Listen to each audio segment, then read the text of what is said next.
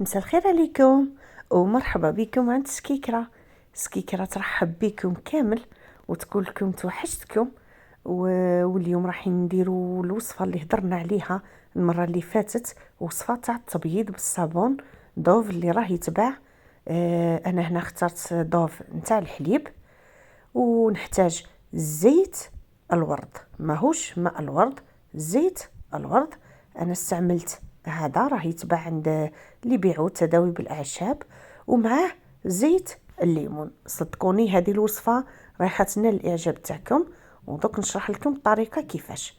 هنا عندي الماء ورد، ونحتاج 2 كرف باش نحطو فيهم هذا الخليط.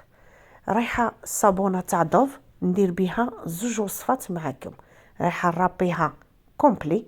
دوك راح نمد لكم الوصفه الاولى، ومن بعد بالباقي هذاك اللي نرابيه تاع الصابون راح نعطي لكم الوصفه الثانيه. هادو الوصفات راح تغسلوا بهم وجهكم الصباح كي تنوضوا، ولا لابريميدي، ومام قبل ما ترقدوا راح تبقى فيكم الرائحه الزكيه هذيك في لابو تاعكم. ومام تستعملوه حتى كيما الصابون عادي، في بلاصه اللي يشريو هذاك الليكيد باش يبيضوا الوجه. وهذه الوصفه راهي رايحه تبيضك وتنقي لك وجهك ومن الحبوب، وتغلق لك المسامات على خاطرش فيها زيت الورد.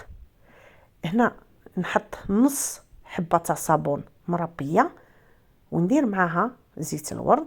انا هنا حطيت مغرف وحده ومغرف نتاع زيت الليمون. ما همش غاليين، الاسعار تاعهم راهم يديروا 20,000. يتباعوا قلت لكم عند اللي يبيعوا العشاب ولا العطارين.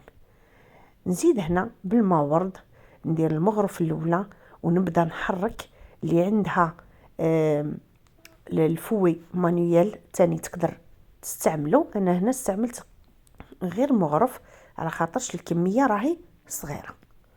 قلت لكم انا هذا نحطو فيه لاكارف ونحطو سواء في الثلاجه والا نديرو على برا هكذا في الحمام، يدير الرغوه مليح. وعلى بالكم باللي الصابون العادي ينشف لابو نتاع المراه.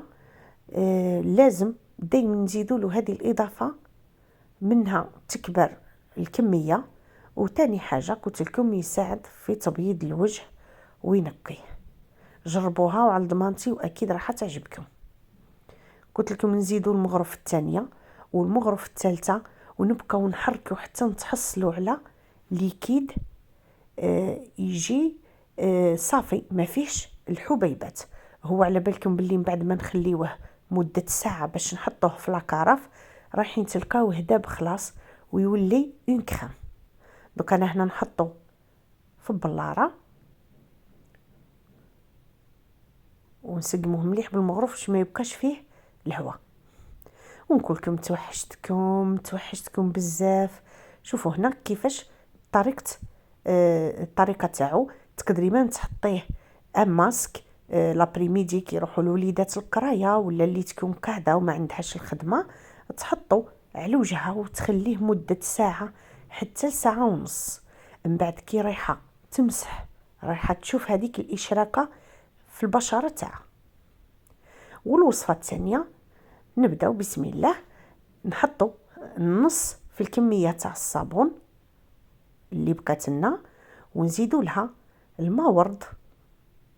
الماء ورد انا دو بريفيرونس اللي عندها اللي يجي مكتر ويكون طبيعي احسن من هذا اللي راه يتباع في لي كوسميتيك. دوك هنا نسيو ندوبو هذا الصابون مليح.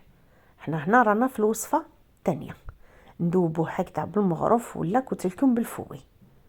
كي ندوبوه رايحين نحتاجو في الوصفه هذه نحتاجو زيت الجليسيرين.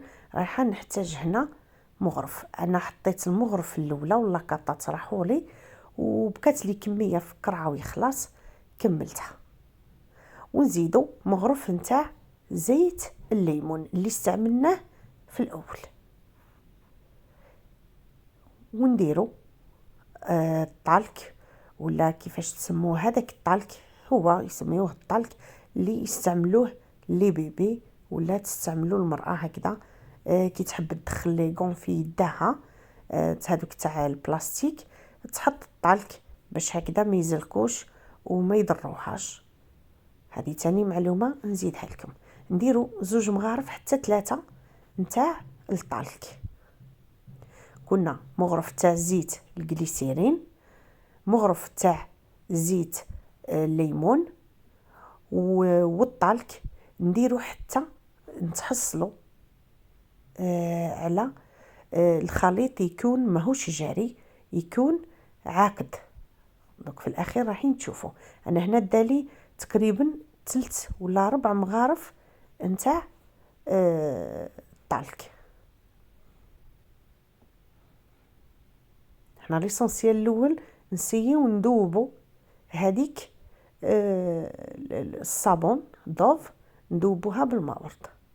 انا هنا حطيتها باش نحتفظ بها في هذه لابواط اغميتيك، وانتم تحطوها في قرف صغيره وتستعملوها كيما استعملتوا الاولى. وبالنسبه اللي سقساوني على يديهم راهم ينشفوا، انا قلت لكم المره اللي فاتت باللي نستعمل لا كريم كارينا، كاينه تاع اليدين دوك راح نوريها لكم، وكاينه للارجل. واللي ما عندهاش هي الثمن تاعها ماهوش غالي، يتباع 25,000 في المحلات. اللي ما عندهاش تقدر تستعمل لا فازلين مع الطلق، تحطهم حاشاك في رجاليها ولا في يديها، تلبس تقاشر برك كي دير في رجليها وراح تلقى النتيجه ان شاء الله. نقول لكم مع السلامه وتهلاو في رواحكم.